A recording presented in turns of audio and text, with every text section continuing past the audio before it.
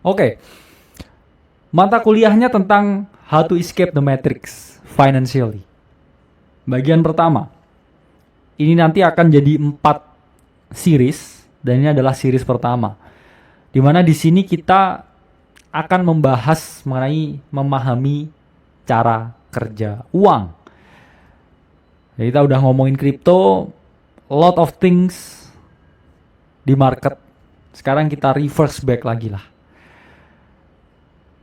Ini sama aja kamu main game ya, tiba-tiba kamu jago nih ya. Tapi kamu nggak tahu storyline-nya gimana ya. Kamu udah main game kripto ini, terus kamu jago. Tapi setiap kali ada cutscene kamu skip ya, cutscene skip terus cuma pukul-pukulan gitu. Nah, habis itu terakhir, setelah kamu tamatin gamenya, terus kamu bertanya, apa ini ceritanya? Itu tadi siapa pacarnya ya? Kok ada naga di sini? Ya. Jadi back to basic, B2B ya. Back to basic ya. Back to basic ya. Jadi swearing saya. Jadi bukan ya. Back to basic. Maksudnya apa ya? Maksudnya coba kita resapi, kita dalami konsep dari keuangan. Karena kalau kita ngomongin konsep keuangan, saya ahli keuangan. Apa itu uang? Ayo ya. Apa ya? Nah, jangan gitu ya. Kalau sama aja ya. Kamu udah jadi yang paling misalkan ya, paling advance tentang hubungan ya, misalkan. Prof, saya siap untuk mencinta. Ya. Saya tanya, apa itu cinta? Apa ya? Nah, jadi kita back to basic dulu. Saya mau banyak uang. Apa itu uang? Di sini akan kita bahas apa itu uang dan bagaimana cara uang ini bekerja. Kadang selalu terbesit di pikiran saya, pikiran bodoh saya ketika saya umur belasan. Saya selalu berpikir, kenapa ya semua orang ini bekerja demi uang?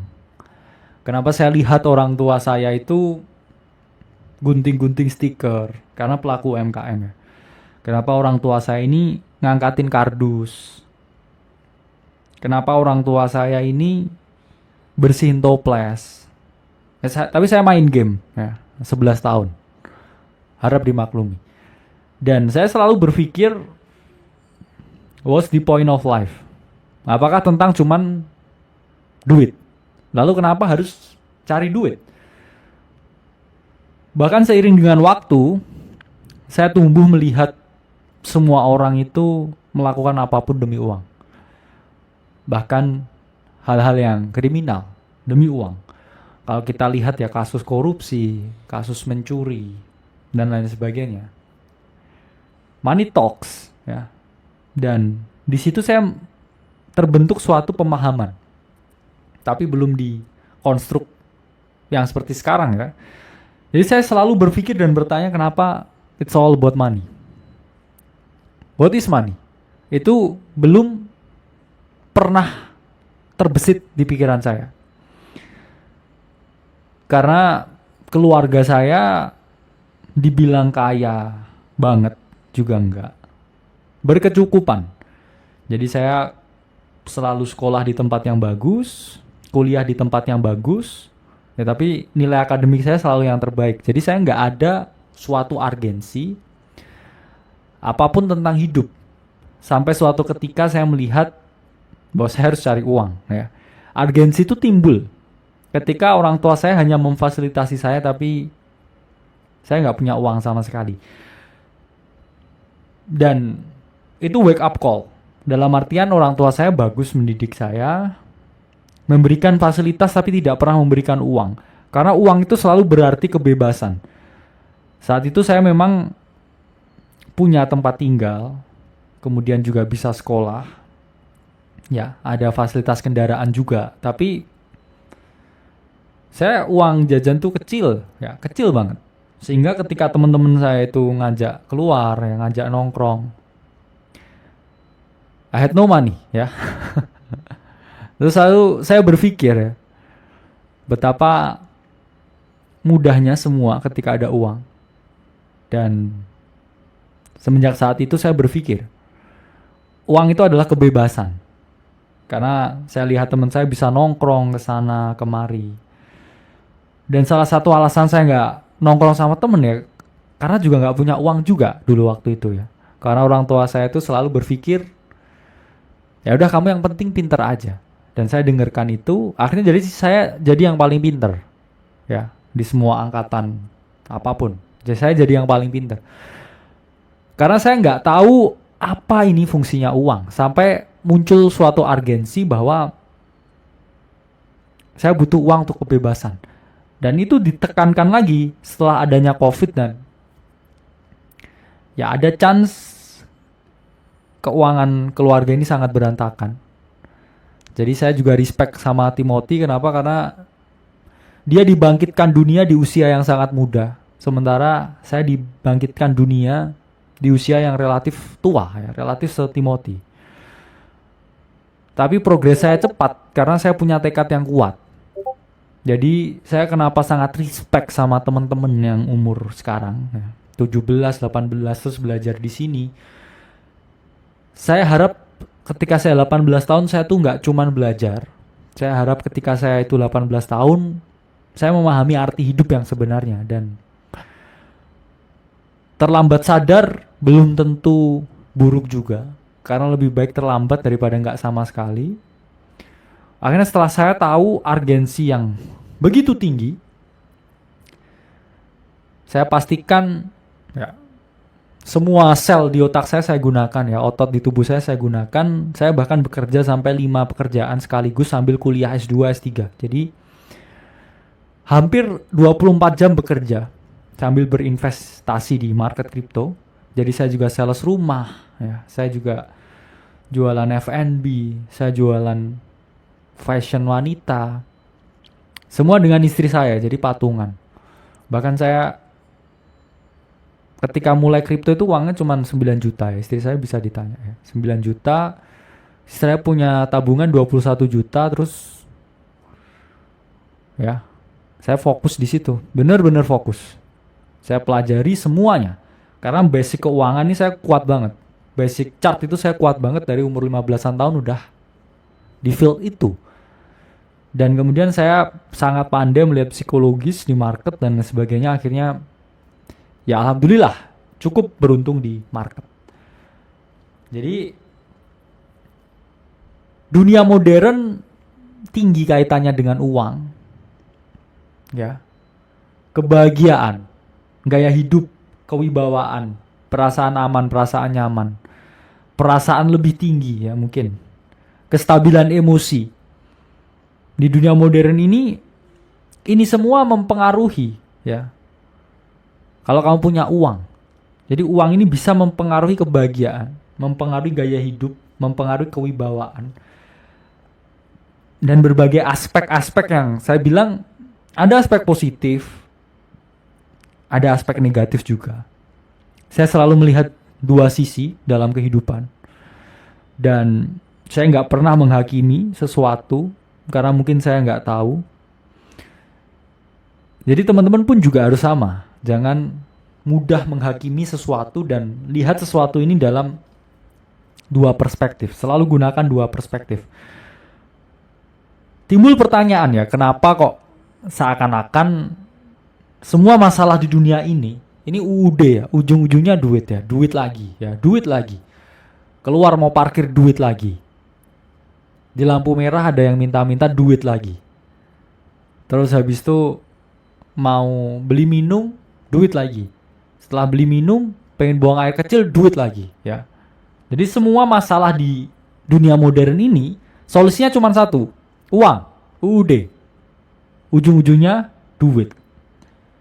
Lalu kenapa itu uang dan kenapa harus uang ya?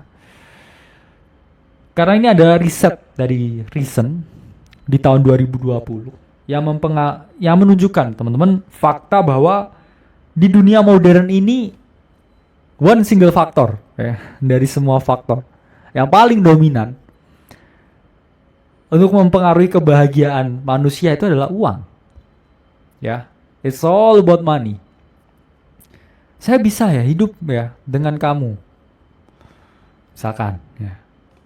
Kita mulai aja dulu ya. Kita bahagia kok tanpa uang. Bullshit. Ya. Blok. Gak seperti itu ya cara kerjanya. Tapi saya memang di believer yang kalau cocok mulai aja dulu di hubungan ya. Tapi kalau masalah uang, ya itu tetap harus ada lah ya. Kenapa? Karena kalau teman-teman ini nggak ada uang sama sekali, saya jamin ya, kebahagiaan itu akan sulit diraih di dunia modern ini. Bukan nggak mungkin ya, tapi sulit untuk diraih. Karena everything needs money ya. Bernafas saja butuh uang sekarang. Ya, ke mall butuh uang. Jalan-jalan ke Dufan butuh uang. Upload quotes galau di Instagram pun juga butuh kuota. Kuota juga butuh uang. Jadi completely nonsense ketika teman-teman ini misalkan punya pasangan ya dan mau serius terus ya udahlah jalanin aja dulu tapi semua masih di cover orang tua. Totally nonsense. Cepat atau lambat kapalnya akan bocor dan karam. Karena itu adalah hal yang sangat fundamental sekarang. Tapi memang masalah jodoh ya saya selalu percaya jalani aja dulu. Ya cari yang paling nyaman dan perjuangkan. Karena kadang udah ketemu yang nyaman gak mau memperjuangkan. Dua hal yang berbeda. Ya. Mencari dan mempertahankan. Menemukan dan mempertahankan dua hal yang berbeda. Karena selalu ada dinamika ya dalam kehidupan. Entah itu kamu kehidupan sendiri, entah itu kamu kehidupan berpasangan, selalu ada dinamika. Dan itu naik turun, ups and down. Jadi Reason mengungkapkan, one, kalau dipilih salah satu kunci, bumbu, sumber, variabel kebahagiaan itu adalah uang. Karena uang ini memiliki berbagai fungsi di dunia modern ini. Pasti teman-teman mikir, apa fungsi uang? Alat tukar, alat penyimpan nilai. Yaitu definisi uang SD mungkin ya. Tapi kita harus melihat uang ini secara holistik. Bahwa fungsi uang ini ya memiliki kaitan erat ya dengan harga barang dan inflasi. Feeling of safety, paradox of choice dan kebebasan memilih, serta status game. Pertama kita ngomongin lah ya. Ini chart dari Visual Capitalist 2021 menunjukkan kalau buying power dari uang itu selalu mengalami penurunan. Ini contohnya kalau di dolar. Ya. Sama aja misalkan kamu ke supermarket lah.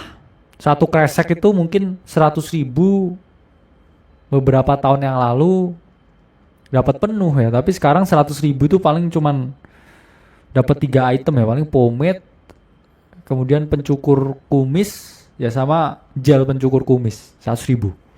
Dulu 100.000 ini saya masih ingat ya, dalam zaman kuliah dulu saya bisa beli mie instan, saya bisa beli telur ya, saya bisa beli sereal, beli susu ya, beli banyak gitu ya, sampai bisa hidup sampai hampir 2 minggu ya dengan uang 100.000 dulu. Sekarang nggak bisa.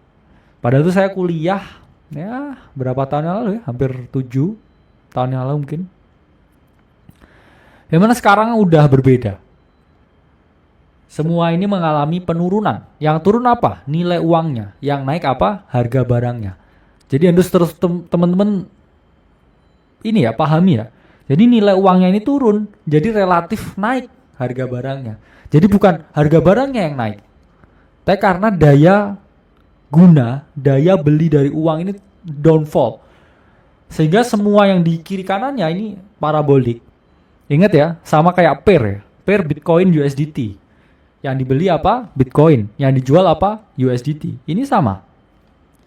Ya, jadi karena nilainya ini downfall ya. Worth uangnya ini yang parabolik ini jadi harganya relatif. Kalau kita lihat dari perspektif harganya naik, tapi kalau kita lihat dari perspektif nilai guna uangnya, ini nilai guna dari uang ini selalu semakin dan akan selalu mengalami penurunan. Jadi nggak ada fungsinya menabung sama sekali. Let's be real. Dan ternyata ada hubungan antara mental health dengan keadaan keuangan. Ini adalah model dari Money and Mental Health Policy Institute 2019. Pantesan kok orang-orang di TikTok ini mental health emang nggak punya duit. Kalau teman-teman yang mental health, penghasilannya 100 juta sebulan, saya nggak yakin dia tuh bikin story item ya, putih-putih ada mawar layunya, ya, nggak mungkin. Pasti storynya di SCBD, nongkrong di kafe.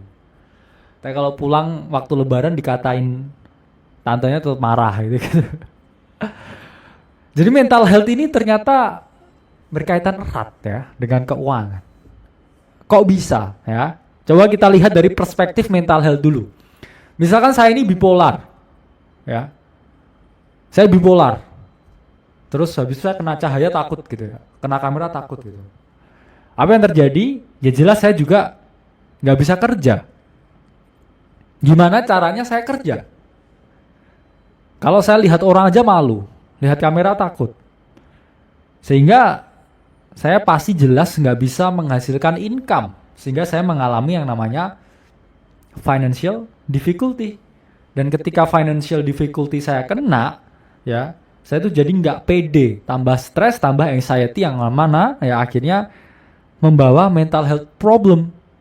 Balik lagi, kalau kita lihat dari perspektif financial difficulty, misalkan oke, saya nggak kerja, 25 tahun nggak kerja full time gamer, ya, content creator, ya, gamers ganteng idaman, ya. Terus kamu nggak punya duit nih, 25 tahun nggak punya duit, apa yang terjadi? Ya kamu lama-lama stres ya, gelisah, lihat story temen, aduh kondangan, 25 belum kerja, aduh kondangan. Ya, tuh temanku manajer di perusahaan A, yang mana kamu juga akhirnya kena mental health juga. Sehingga memang bukan salah mereka ya, karena semua orang punya mental health issue, cuman derajatnya yang berbeda. Jadi di sini teman-teman harus memahami ya, mental health problem, financial difficulty, bahkan yang punya banyak duit pun ya bisa kena yang namanya financial difficulty. Too much money is also a problem. Itu juga bisa bawa ke mental health problem ya. Ya. Jadi dua hal ini memang gimana ya? Saya bilang nggak bisa dipisahkan, saling berhubungan, saling melengkapi juga. Dan sekarang ya, paradox of choice. Ini ada dari Matt Karamazov 2019 mengungkapkan bahwa ternyata kita ini akan lebih bahagia ketika pilihannya ini sedikit. Ya. Happiness more when you have fewer choices, ya. Ketika choicesnya ini di sini, bahagianya di sini. Yang terjadi ketika pilihannya tambah banyak, happiness ini malah menurun. Kurvanya seperti itu. Ketika es krim itu zaman dulu Campina, ya rasanya itu strawberry, coklat, vanilla. Ya udah ya. Saya masih excited makan es krim. Sekarang mau ke kedai gelato, kita punya 33 rasa ya, ada 16 topping. Ya, ada 4 jenis roti ya. Ada 600 kombinasi ya kalau kamu kalikan cuman. Nggak sudi, saya kesana pun nggak sudi, kayak membayangkan udah aduh, es krim ya es krim ya, sama aja sekarang ya. Oh lihat Tinder, wah swipe, yang match berapa nggak ada. Ya gitu ya.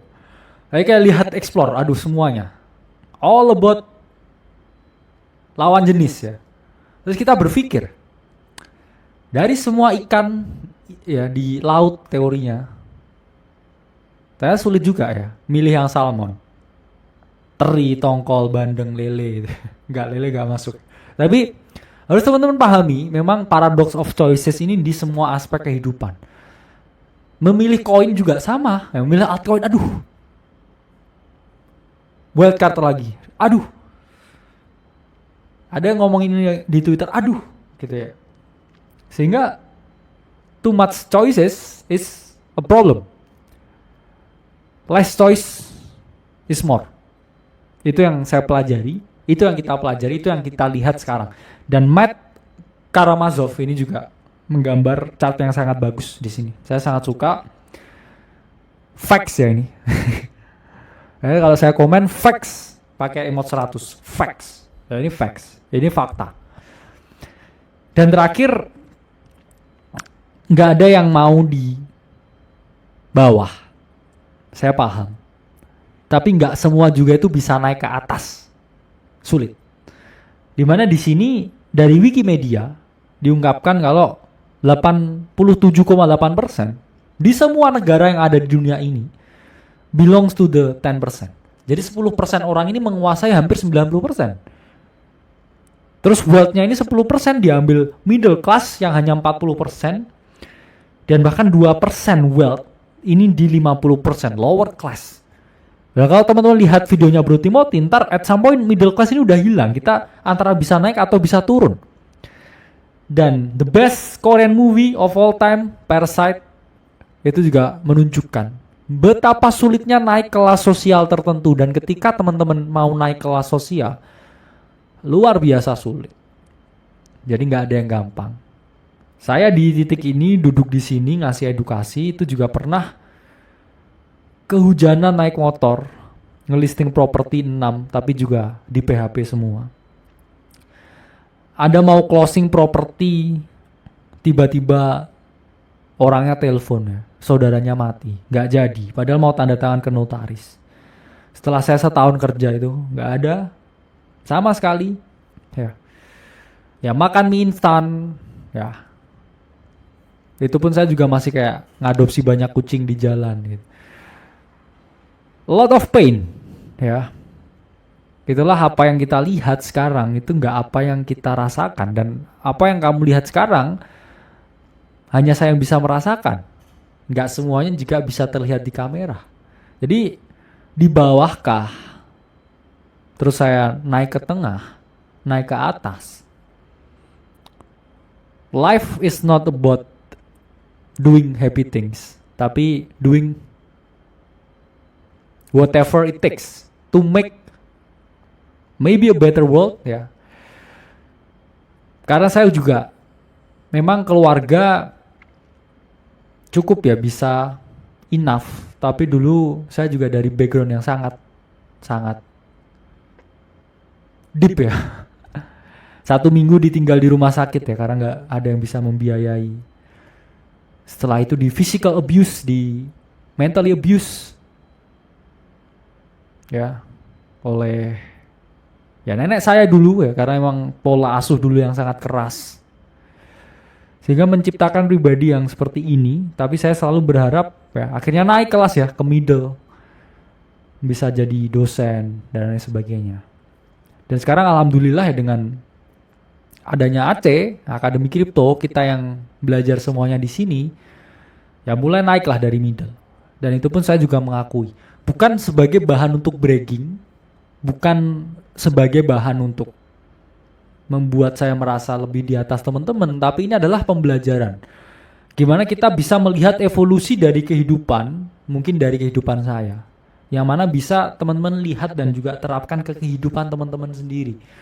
Bahwa hidup itu nggak selamanya akan di bawah, nggak selamanya akan di bawah. Bukan saya yang menjual mimpi, tapi mungkin mimpimu terwujud bukan dari AC, tapi mungkin terwujud karena kamu mendengarkan sesi hari ini dan kamu mungkin jadi better bukan di kripto.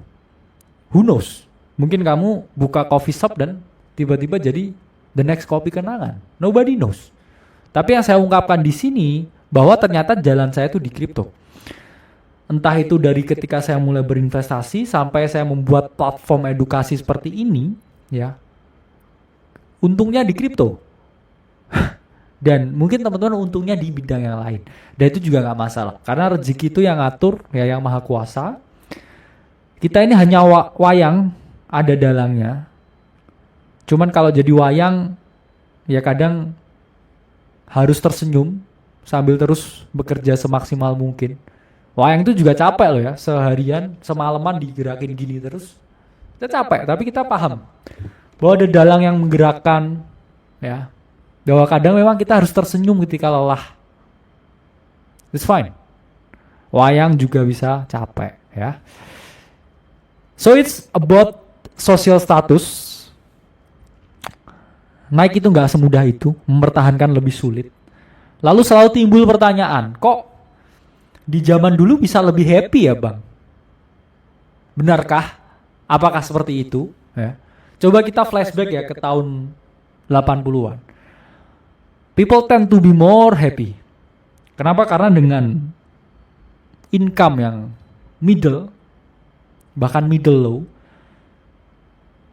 ini bisa beli rumah ya, bisa kuliahin 2 anak dan punya mobil. Bahkan itu income middle low. Sekarang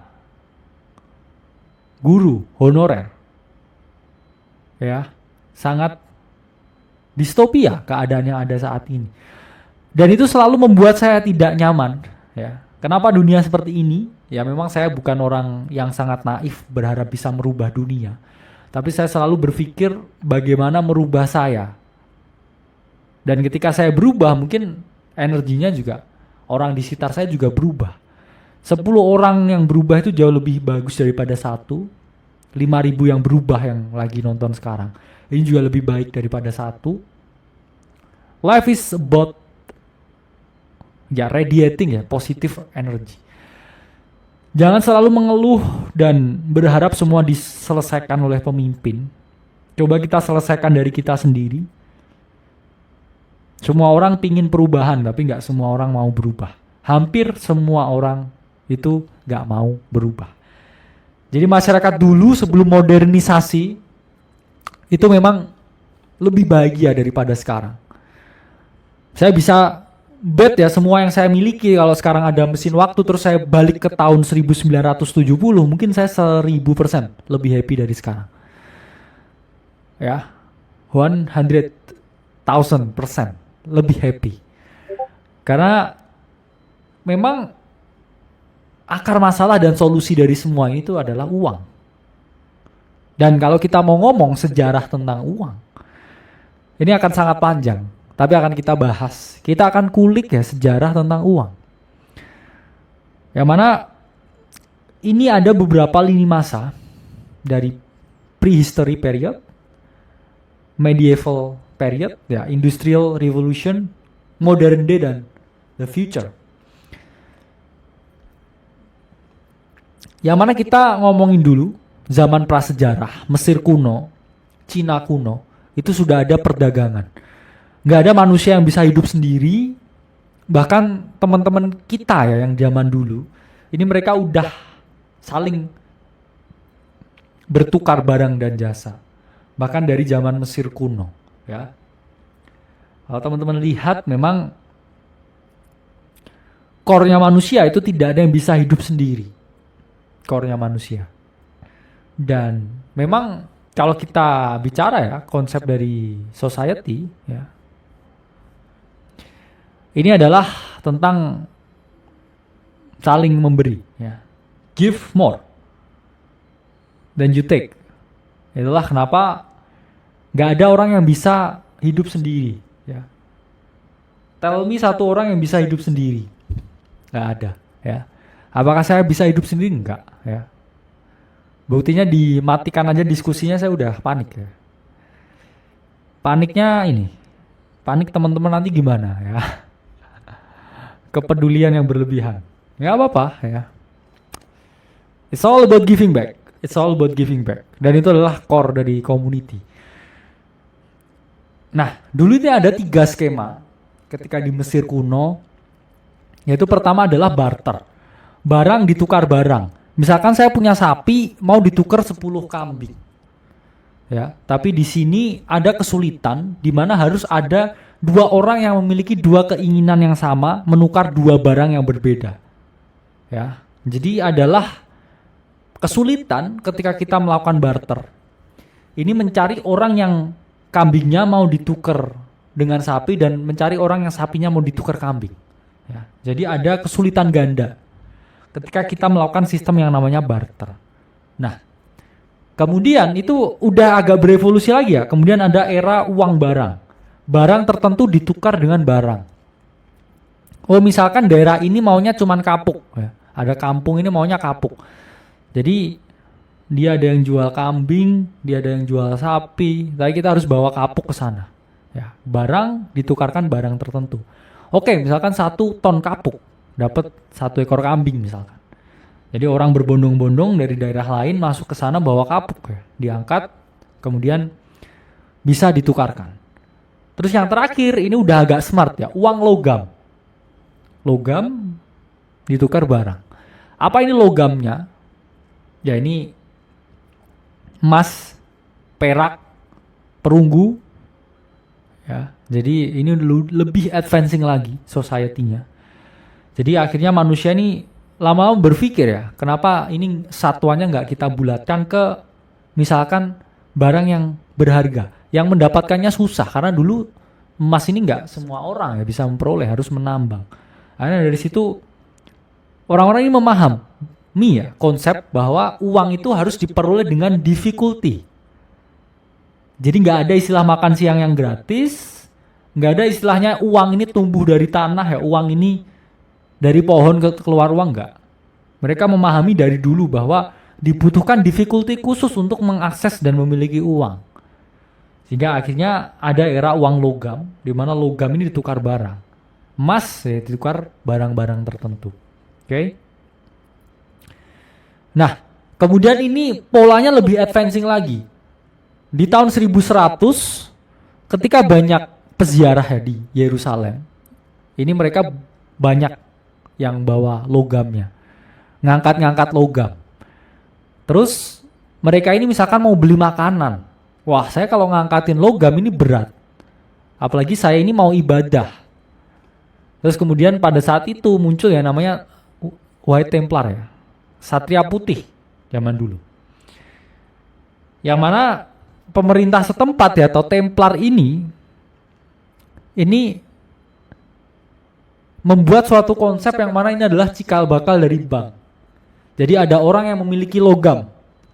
Mereka menitipkan logam yang mereka miliki ke Templar ini dan Templar menerbitkan kertas. Kertas bukti bahwa mereka ini memiliki logam sejumlah sekian. Ini pun juga awal mula dari gold standard ya. Jadi ada kertas uang ini baru bisa ada ketika ada bukti emasnya langsung. Kamu store emas di sini, misalkan 10 kilo emas ya zaman dulu ya, berat itu 10 kilo. Ini kertas bukti bahwa kamu juga memiliki 10 kilo emas. Kamu pegang kertasnya, nanti kalau kamu lagi ibadah, ya misalkan mau beli minum atau mau beli makanan, ini pakai kertasnya. Oh ini saya punya kepemilikan sekian. Dan itu pun terjadi pada tahun 1100-an di Eropa ya, pada saat itu. Eranya Ksatria Putih ya. Dan ini pun adalah cikal bakal dari yang namanya gold standard. Jadi ada istilah ya, gold standard, standar emas. Harus ada emas baru bisa keluarin uang ya, dalam jumlah tertentu. Nah, seiring dengan perkembangan teknologi dan industri yang sangat pesat, lahirlah yang namanya era ekonomi klasik, yaitu Adam Smith yang memprakarsai dengan bukunya ya yang berjudul The Wealth of Nation. Beliau ini mengungkapkan kalau memang efisiensi is key. Kalau kamu mau sukses, negara ini mau maju, tekan biaya serendah mungkin. Semuanya. Dari bahan baku sampai sumber daya manusia. Dan ketika sumber daya manusia ini ditekan, apa yang terjadi? Ada yang namanya eksploitasi. Para buruh, para pegawai pabrik di zaman itu ini earn very minimum wage. Ya, sehingga muncul ya paham juga Marxisme, Karl Marx dengan bukunya Das Kapital ini menentang berat ya, menentang dengan sangat amat tinggi eksploitasi manusia yang sangat besar di era klasik ini. Sehingga akhirnya ya muncullah paham ya Marxisme dari Karl Marx. Karena Adam Smith ini berharap bahwa semua ini tentang pasar. Yang kuat ini bertahan, yang lemah ya silakan mati, seperti itu.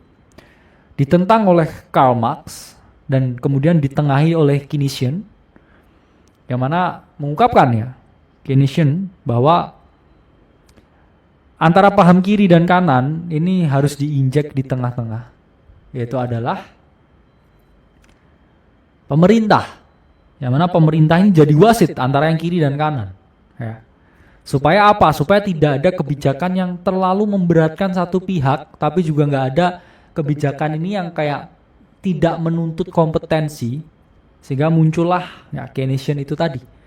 Itu sebagai jawaban. Dan itu adalah histori ekonomi yang kita pelajari sampai saat ini, di mana kita melihat ya pemerintah itu memiliki peran ya sebagai pihak ketiga. Dan di sini perdagangan antar negara ya, yang mana gold standard itu dari Satria Putih di 1100-an, lahirlah di 1800-an era ekonomi klasik, dan adanya ekonomi klasik yang meningkatkan efisiensi, kemudian adanya peningkatan kompetensi di pasar. Itu pada akhirnya teman-teman ini membawa suatu dampak yang positif, terjadinya perdagangan internasional yang sangat masif.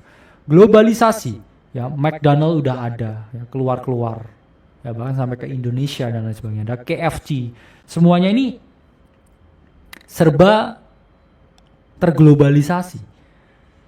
Sehingga ketidakpastian ini membutuhkan negara ini menerapkan yang namanya gold standard. Karena ini pasti market ini akan sangat berantakan ya ketika ini tidak ada standar ya, emasnya, sehingga ada yang namanya standar emas pada saat itu untuk melindungi pasar yang terlalu bebas ini.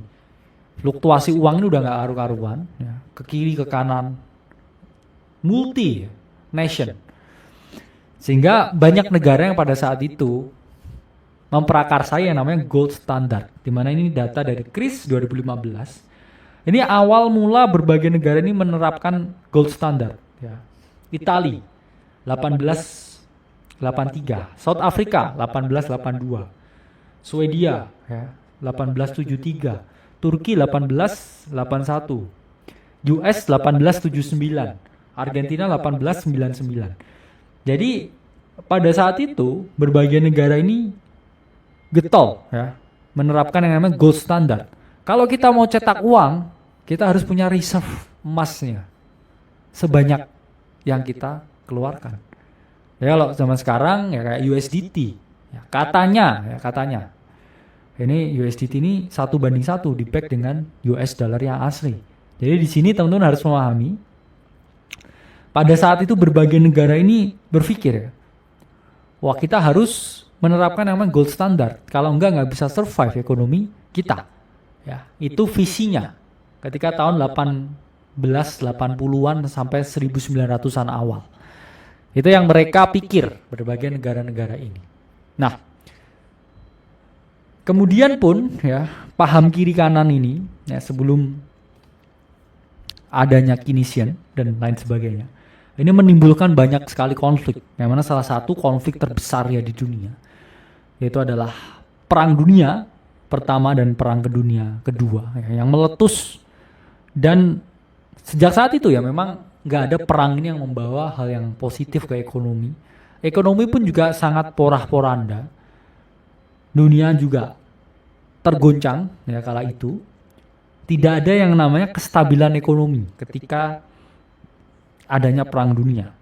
Apa yang dipikir oleh negara pada saat itu hanyalah satu, selamat. We survive this war. Ya, itu yang paling penting. Karena kalau nggak selamat ya pada saat itu gimana kita ini mau mikirkan tentang ekonomi. Dan seperti ungkapan ya, sejarah itu ditulis oleh pemenang. Ya. Setelah Perang Dunia Kedua selesai, berbagai sejarah, berbagai kebijakan, berbagai rumusan-rumusan dunia modern ini quotes on quotes ya ditulis oleh pemenang. Jadi negara yang adikuasa ini lahir karena dia memenangkan perang. Karena semua orang ini surrender ya. Surrender. Do whatever you want. You the boss. Jadi yang terjadi memang berbagai kebijakan ini menuruti ya negara pemenang. Kita tahu siapa negara pemenangnya. Dan banyak hal ya istilahnya kebijakan ya, ini ada ribuan kebijakan dunia dari negara pemenang ini setelah Perang Dunia Kedua. Dan yang paling meletus yaitu adalah ketika tahun 1971 ya, Presiden USA kala itu adalah Richard Nixon ini menghapus ya yang namanya gold standard. Jadi pada saat itu atas dasar ya untuk ya memperbaiki ekonomi karena adanya depresi besar ya karena perang dan lain sebagainya. Kita mau ekonomi ini better. Gimana kalau kita cetak duit sebanyak-banyaknya? Nah itu persis kayak gitu ya. Jadi yang awalnya kita untuk keluar uang ini ya membutuhkan emas yang harus ditambang. Ini nggak perlu. Tinggal beli tinta yang ada di Swiss ya. Cek cek cek cek cek cek cek cek. Ya. Money is made. Jadi di situ kalian harus memahami bahwa semenjak 1971 nilai uang ini akan selalu menurun. Bahkan 0 point. Zero reason menabung. Nah, sangat kontroversial tapi mungkin memang harus sedikit ya untuk uang cadangan. Beda ya antara uang cadangan dengan uang yang ditabung. Itu sangat berbeda konsep. Tapi karena setelah dolar ini standarnya udah habis, udah nggak ada dolar standar, berhak mencetak apapun, berapapun, kapanpun, ya. Karena sejarah ditulis oleh pemenang. Dan kebijakan oleh Richard Nixon itu disebut juga dengan Nixon shock ya pada kala itu. Karena berapapun bebas yang mencetak uang, ya, money printer. Ya, money printer goes burr ya katanya. Dan semenjak saat itu ya udah nggak ada lagi nih ya nilai dari uang karena bisa dicetak sesukanya. Karena kalau dulu uang ini relatif stabil karena ada emas. Karena emas ini kan nilainya relatif stabil dan cenderung naik. Karena apa? Dibutuhkan pengorbanan. Sesuatu itu yang membutuhkan pengorbanan itu tidak semudah itu turunnya. Ya. Sehingga dulu membuat uang baru itu harus ada emas. Emas yang muncul uang baru yang nilai stabil. Tapi sekarang nggak ada emas yang harus dijadikan standar. Uang baru bisa dicetak melalui kebijakan tertentu. Dan yang mana nilainya ini malah semakin turun. Ya karena nggak ada pengorbanan. Sama ya kayak memes itu ya. Bad times ya create strong man ya. Good times ya create bad man ya. Terus bad man ya creates hard times ya. Hard times create strong man. Muter-muter gitu terus. Karena memang apa aja itu yang nggak diperjuangkan itu nggak layak didapatkan ya. Apapun yang dapat tiba-tiba, that's not gonna sustain. Dibutuhkan yang namanya perjuangan, pengorbanan, pengabdian, ketulusan hati. Itu pun juga belum jaminan kita menjadi yang berhasil. Tapi bayangkan kalau kita nggak memperoleh, nggak melalui itu semua, tiba-tiba kita diberi wealth, kita diberi kekuasaan. Mungkin at some point we tend to corrupt, ya. Terus ketika kita korup, kita lengser. Dan ketika kita lengser, kita merugikan banyak orang. Jadi apapun itu yang nggak ada dasar ketulusannya, itu sulit. Ya sama kayak saya membangun ini semua ya, karena atas dasarnya awalnya itu ketulusan. Sama sekali nggak tentang cuan. Ya saya pun juga nggak tahu bakal bisa sebesar ini. Karena saya cuma pengen tulus ya, mengajar, tulus berbagi, tulus mengabdikan apa yang saya miliki dan ya akhirnya tiba-tiba loh gede ya. Itu pun juga thanks to you guys ya semuanya yang udah support kita di sini. Dan kita juga pasti nggak akan mengecewakan teman-teman. Dan dalam prosesnya ini selalu ada ups and down. Ya hubungan antara dua orang ini ada bencinya, ada senengnya. Tapi di balik itu semua jangan pernah melupakan bahwa ya kita adalah keluarga. Ya. Kadang saya juga kesel sama ibu saya, bunda ya manggilnya. Kadang juga kesel sama ayah saya. Tapi in the end of the day only love. Karena mereka adalah kedua orang tua saya. Jadilah konsep yang saya selalu pahami. Gak ada hubungannya selalu mulus, selalu butuh berantem. Kalau pengen tambah mesra, ya. Kalau pengennya lempeng-lempeng aja, ya nggak akan pernah akan mesra, ya. Kalau nggak rindu, ya nggak syahdu, ya, katanya. Oke, next. Nah, selama bertahun-tahun ya, 98 ini, ya dari search ya, Son Louis Fett.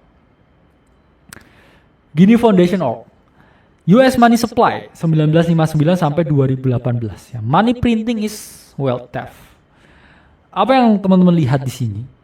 Ya seperti yang saya ungkapkan, uang ini dicetak terus-menerus tanpa adanya jaminan tertentu, tanpa adanya ya underlying tertentu. Jadi selalu tambah banyak uangnya ya. Itulah mengapa ya nilainya ini menjadi semakin menurun. Jadi saya nggak nyarankan teman-teman menabung. Saya menabung ya, untuk kaya. Kamu menabung itu untuk berjaga-jaga dan itu namanya bukan menabung, tapi memiliki dana cadangan. 6 sampai 12 bulan untuk hidup. Sisanya either ini uang yang kamu investasikan di pasar keuangan, ke saham, ke kripto, reksadana, obligasi, atau untuk aktif bisnis. Oke, saya buka warung, oke saya buka ini. Saya sangat respect. Ya benar-benar dari lubuk hati saya yang paling dalam. Saya respect ke teman-teman yang masih belajar di sini, tapi ya post foto. Ini saya lagi dagang ini bang, ya. Ini saya lagi jualan ini bang. Nah, itu saya sangat respect karena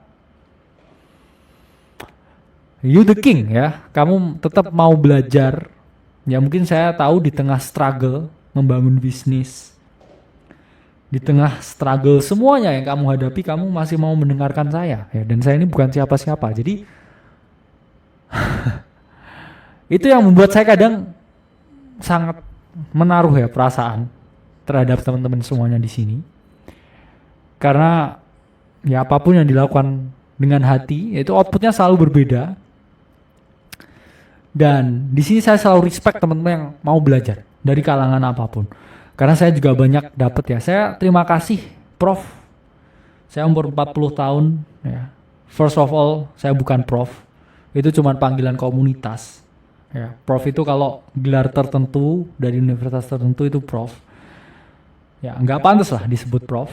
Tapi saya sangat respect teman-teman yang mau belajar. Ya. Mungkin 1-2 keluh kesah saya, 1-2 pengalaman saya, 1-2 pengamatan yang pernah saya lakukan. Ini mungkin berguna untuk teman-teman. At least saya nggak bisa narik kamu, tapi at least yang saya sampaikan membakar semangatmu. Dan ini pun juga sangat dibutuhkan ya. Karena kekuatan terbesar itu adalah api ya di dalam jiwa ini yang terus membara ya. Kalau apinya udah mati, orang basic itu udah mati. Karena hal yang membuat orang itu tetap hidup itu adalah rasa penasaran, rasa gelisah, rasa ingin tahu. Dan ketika itu besar sekali, ya, kamu akan terus hidup. Kamu akan selamanya hidup. Kamu akan selamanya di sini. Ya. Jadi kita lihat ya, uang modern di modern world ya, modern problem ya, require modern solution, itu katanya. Ini ada 3 hal utama ya, yang bisa menghasilkan kita uang. Kombinasi, interseksi, dan juga ya integrasi ya antara 3 hal ini, yaitu adalah time, energy, dan juga uncertainty. Inilah konsep yang saya lihat sendiri ya, bahwa pada dasarnya ketika ingin uang, teman-teman itu antara mengorbankan waktu, tenaga, atau ketidakpastian. Maksudnya apa? Atau teman-teman bisa menggunakan ketiganya secara bersamaan untuk memperoleh uang. Atau untuk memperoleh uang ini teman-teman membutuhkan waktu, tenaga, dan juga ketidakpastian. Seperti apakah konsep dari time, energy, dan uncertainty ini? Ya ini akan kita bahas. Pertama, mau gak mau ya, orang ini menukarkan waktunya untuk bekerja demi uang. Saya pun di sini juga bekerja demi uang. Saya menukarkan waktu saya untuk uang. Saya di sini ngajarin teman-teman, sharing ilmu, sharing pengalaman untuk bekerja demi uang. for money. Ya, apakah saya kaya dari jualan kelas? Kaya. Apakah saya kaya dari trading sendiri? Kaya juga. Ya. Apakah saya bisa lipat gandakan keuangan yang saya miliki? Bisa. Ya. Jadi semua orang ya ini juga menukarkan waktunya untuk uang, sayang. Ya. Semua ini tentang uang. Tapi memang ada ketulusan di sini yang beda. Jadi bukan cuman uang ya. Ketulusannya gede, uangnya tambah gede ya. Karena saya makin tulus ya, makin banyak uangnya, makin banyak yang join AC ya. Karena semakin tulus ya, semakin tinggi rasa sayangnya, uangnya banyak terus ya. Ya ini effortnya juga gede, ya effortnya juga gede. Yang mana di sini semua orang itu menukarkan waktunya untuk uang. Teman-teman kerja jadi graphic designer di suatu perusahaan, teman-teman kerja jadi konsultan di suatu firma, teman-teman kerja jadi akuntan di suatu perusahaan publik. Ini teman-teman menukarkan waktunya untuk uang. You sell your time for money. Tapi gimana kalau perspektifnya ini kayak gini? Misalkan sebulan bekerja, ya, ini bayarannya itu 5 juta per bulan. Tapi kalau perspektifnya dirubah, kalau kamu hitungnya per jam gimana? Misalkan kamu bekerja ini sehari ini 12 jam selama 5 kali seminggu. Ya, ini artinya kamu kurang lebih itu hanya dibayar, teman-teman, 20.000 per jam. Sorry to say, tapi satu kopi kenangan yang kamu teguk, ya, itu adalah 1 jam waktu di hidupmu. Kamu minum kopi untuk ngerjakan ketika kerja, itu kamu membakar waktumu di situ 1 jam. Jadi inilah konflik yang harus kamu pahami ketika kamu menukarkan waktumu untuk uang. Ya, dan ya ini pun harus teman-teman pahami. Bayangkan iPhone. Mungkin iPhone ini bukan 1 bulan waktu kerja ya, tapi ini adalah ribuan jam saya harus bekerja. Saya menukarkan ribuan jam ini hanya untuk mendapatkan kamera boba ya, untuk selfie di depan ini ya kaca ya. Sambil upload Januari Dam. Apakah ini worth it? Dengan puluhan ribu jam yang saya keluarkan, ya coba pikir sendiri. Di stage pertama ini pun time energy uncertainty, ini juga bisa seperti piramid ya, time energy uncertainty, time energy uncertainty. Terus muter di situ. Yang mana time ya, kita menukarkan waktu kita untuk uang. Kita pun dihargai dengan uang. Dan ini pun juga masih yang di tahap yang paling bawah. Yang harus dilakukan. Saya pun gak munafik, dulu saya juga kerja, bisnis, trading. Semua bersamaan. Sekarang pun juga sama ya, kerja, bisnisnya bisa lebih pasif, ya gak pasif ya. Kerja, bisnis, trading juga. Jadi 3 hal itu ya yang membuat saya di titik ini bukan karena saya mematahkan satu hal ya, tapi saya gunakan semuanya seefektif mungkin dan saya akhirnya menemukan yang namanya gulungannya untuk bisa grow lebih eksponensial lagi. Jadi apa yang dilakukan di AT, efisiensi yang kita lakukan ini bisa teman-teman terapkan di usaha teman-teman punya apapun.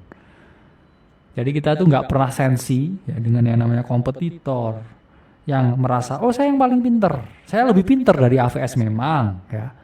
Saya juga nggak sepinter itu, oh saya ini lebih jago ya, trade saya lebih ini. Join ya, silahkan join. Jadi ini saya mengungkapkan ya dengan ketulusan hati yang sungguh-sungguh, karena saya tuh nggak pernah peduli dengan rezeki orang lain. Saya pun juga nggak pernah peduli dengan rezeki saya sendiri. Saya pun selalu mau melakukan yang terbaik untuk hari ini, karena saya tuh ternyata hidup itu hanya punya hari ini. Masa lalu nggak bisa saya rubah, masa depan juga bukan punya saya. Jadi ya saya hanya punya hari ini. Hari ini untuk bernafas, hari ini untuk memberikan selalu yang terbaik. Dan itu pun memang harus teman-teman pahami. Dan gak selamanya ya teman-teman ini gak harus selamanya menukarkan waktunya untuk uang. Karena sekarang misalkan ya saya pengen semuanya ini saya kerjain sendiri. Saya bisa ngedit video sendiri ya. Live sendiri, semuanya webinar semuanya sendiri. Tapi sekarang saya fokusnya di bisnis ya, dan juga grow portfolio. Karena ternyata bisa teman-teman yang editin yang lain, yang buat video yang lain, yang buat animasi yang lain. Jadi saya bisa tinggal fokus di bisnisnya. Jadi itu yang harus teman-teman pahami. Resources waktu itu adalah yang paling berharga.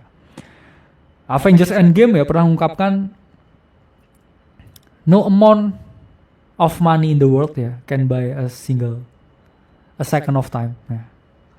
Good quotes.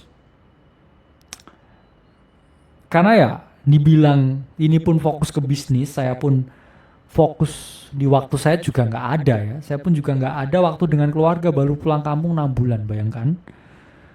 Ya.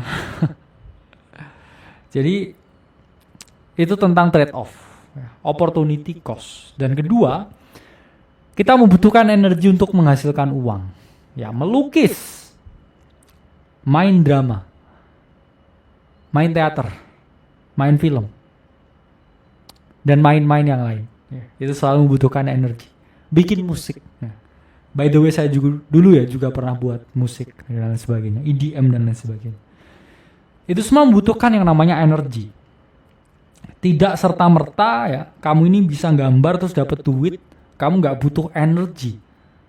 Ketika kamu ini menggambar, dan energi ini ada 3. Physical energy, creative energy, dan juga emotional energy.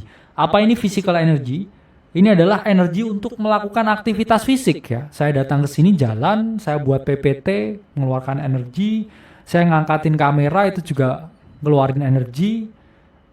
Ya, itu adalah physical energy. Semua yang membutuhkan kalori, yaitu adalah physical energy. Kedua, ini adalah creative energy. Yang mana nge-recharge-nya ini dengan hiburan ya. Dengan saya bertemu keluarga, bertemu istri saya, main dan sebagainya. Jalan-jalan, yaitu untuk melakukan aktivitas kreatif ya. Jadi misalkan, saya membuat teori baru. Saya mengungkapkan ini ya, saya mengungkapkan itu membutuhkan yang namanya aktivitas kreatif. Yang ketiga, emotional energy itu perpaduan ya antara fisikal dan juga kreatif. Menghasilkan emosional. Contohnya apa? Misalkan saya terlalu capek ngangkat-ngangkat ini, datang sini ke kantor. Ini saya pasti burn out, emosional saya drain. Saya pun juga nggak bisa beraktivitas, jadi nggak bisa mengeluarkan kreatif energi. Sama dengan kreatif energi, ketika saya mikir terus ya gambar-gambar cat mikir terus, emotional energi saya juga draining. Dan apa yang terjadi ya pasti menurun. Sehingga emotional energy ini berkaitan dengan performance. Ini karena perpaduan physical energy dan juga creative energy. Dan ini ada riset dari Liu 2015. Memang pria ini cenderung nggak bisa multitasking. Dia fokus ke satu, tapi itu sangat amat ya. Fokus ya, sangat amat bagus hasilnya. Tapi wanita ini cenderung multitasking. Banyak hal kecil tapi banyak bisa dilakuin hampir semuanya. Dan itu pun juga gift ya, berbeda. Dan di sini saya ungkapkan ada kecenderungan spesialis ini lebih menang daripada generalis. Generalis ini stabil aja kurvanya. Tapi orang yang spesialis at some point ini akan bisa mengalami terobosan. Dan ini pun yang terjadi di saya. Ketika saya mau fokus kripto, itu saya punya 3 pilihan dari bisnis itu. Antara kripto, properti ya saat itu, atau di industri fashion. Dari 3 itu, saya fokus di kripto. Kenapa? Karena itu sesuai passion saya. Saya nggak harus ketemu orang dan sebagainya. Saya harus perlu berpikir analisa dan trading. Akhirnya saya fokus di kripto. Dan apa yang terjadi? Ya alhamdulillah ya, punya terobosan dan mendirikan akademi kripto ini. Karena itu tadi ya, saya spesialis di kripto. Saya pengen yang di kripto tapi paling jago. Apa yang terjadi ketika waktu itu saya pun juga tetap melakukan jualan properti sambil trading kripto. Di saat yang sama saya juga harus jualan tas branded ya, wanita gitu. Apa yang terjadi? Saya akan burn out ya, sangat burn out. Karena saya hanya manusia. Bisa saya gambar chart, saya gambar ini terus habis jualan rumah terus panas-panas, kehujanan terus buka PNL. Sehingga saat itu di bisnis ya, saya hanya fokus ke kripto. Yang di lainnya mungkin kuliah ya sama ngajar sebagai dosen. itu saya anggap bukan suatu yang butuhkan fokus ya, karena saya born to ya do things ya di kampus dan lain sebagainya. Jadi sangat sedikit sekali konsentrasi saya di situ. 20% lah. Saya kuliah sambil ngajar itu cuma 20%. Saya 80%-nya di kripto. Dan ketika 80%-nya ini saya juga ocak-acik di yang lain, nggak akan pernah saya bisa ada di titik sekarang. Saya hanya membutuhkan satu terobosan breakthrough sehingga saya parabolik seperti ini. Dan itu pun juga bisa teman-teman lakukan ya, dengan fokus di bidang apapun yang teman-teman pilih. Dan selanjutnya ini terkait dengan uncertainty ya. Kalau di ekonomi kita bilang opportunity cost. Karena ketika kita memilih ya, itu selalu ada yang berhasil, ada yang enggak. Misalkan di sini oke. Ya sama kayak saya tadi. Ya. Kalau ini saya ada dua pilihan waktu itu. Apakah saya harus fokus kripto atau saya buka coffee shop seperti 20 teman saya lainnya? Apa yang terjadi kalau saat itu saya ngikuti teman saya ya, 20 orang ini, saya benar-benar tahu 20 orang ini buka coffee shop. Kalian tahu yang bertahan berapa? Hanya 3, 17-nya bangkrut. Dan ketika saat itu kripto ini nggak semasif sekarang. Dan apa yang saya dapatkan ketika saya fokus kripto, yang saya dapatkan adalah financial freedom. Ini yang terjadi di saya dulu. Mungkin pun kalian juga malah kebalikannya. Kalau sekarang kamu punya bisnis ya, oke kah saya fokus jadi fotografer atau kripto? Ternyata kalau kamu all in di kripto ternyata malah rungkat. Tapi kalau kamu malah beli-beli kamera lagi buat agensi, malah kamu bisa jadi selevel Rio Motret. Itu adalah ada yang namanya opportunity cost. Ya, itu adalah uncertainty. Dan untuk menghasilkan money, ya ini kamu harus melewati fase uncertainty. Gak ada yang kamu namanya salah milih terus dapat duit. Kalau dulu tuh saya milih terus habis itu oke, buka coffee shop. Ya. Saya gak mungkin di sini sekarang. Kalau saat itu saya tetap oke, saya akan tetap jadi agen properti. Saya juga gak akan di sini sekarang. Jadi sesuatu itu ada yang namanya uncertainty-nya, ya. Ada pilihannya. Apalagi kita ngomongin dunia yang gak pasti, ya. Kita ngomongin hasilnya pun juga gak pasti. Karena selalu ada ketidakpastian dalam kepastian. Nah, itu quotes-nya. Selalu ada ketidakpastian dalam kepastian. Jadi meskipun itu pasti, itu tetap nggak pasti. Ya. Seyakin-yakinnya apapun kamu terhadap sesuatu, bisa aja berujung pada kecewa. Dan dunia telah mendewasakan saya. Saya harap dunia mendewasakan kita semua. Ya. Selalu ada ketidakpastian dalam kepastian. Itu adalah hal yang harus teman-teman pahami. Jadi gunakan time, energy, uncertainty sebijak mungkin, seefisien mungkin. Harus lebih difokuskan titiknya yang mana. Karena nggak ada yang bisa namanya fokus semua. Ya, aku sayang kamu, aku sayang dia, itu nggak ada. Orang yang nggak setia endingnya tidak bahagia. Karena ada interview ya dari ya ini founder dari Playboy ya, setelah sorry itu saya berpetualang dengan ribuan wanita. Ketika dia tua, dia itu hanya satu penyesalan dalam hidupnya, yaitu adalah tidak setia pada satu wanita dan tidak memiliki anak, lalu bisa hidup normal seperti orang lain. Jadi orang yang kita bilang ya ini ada di jalur yang berbeda, ini sebenarnya tuh mereka ini butuh kita rangkul untuk ke dalam jalur yang normal. Karena memang nggak ada gunanya ya. Jadi pang ya melenceng dari norma sosial. Jadi kita harus ada di koridor yang sama seperti orang lain untuk bahagia. Ya memang ada quotes-nya ya. Saya ingin jadi beda, ya saya bisa bahagia. Itu kalau memang bedanya itu hal yang positif ya. Saya ingin beda, saya ingin bahagia ya. Tapi kamu keluar rumah nggak pakai baju, ya itu adalah hal yang stupid, ya. Jadi ini adalah tentang mengelola sumber daya dan mengelola uncertainty. Karena kalau kita ngomongin uncertainty, kita ngomongin investasi. Di How to Escape the Matrix Financially yang part 2, kita akan membahas mengenai investasi sebagai perlindungan kita dari inflasi. Kita akan bahas banyak aset investasi di Senin minggu depan. Oke, saya Kalimasada dari Akademi Kripto. Semoga kuliah malam hari ini bermanfaat.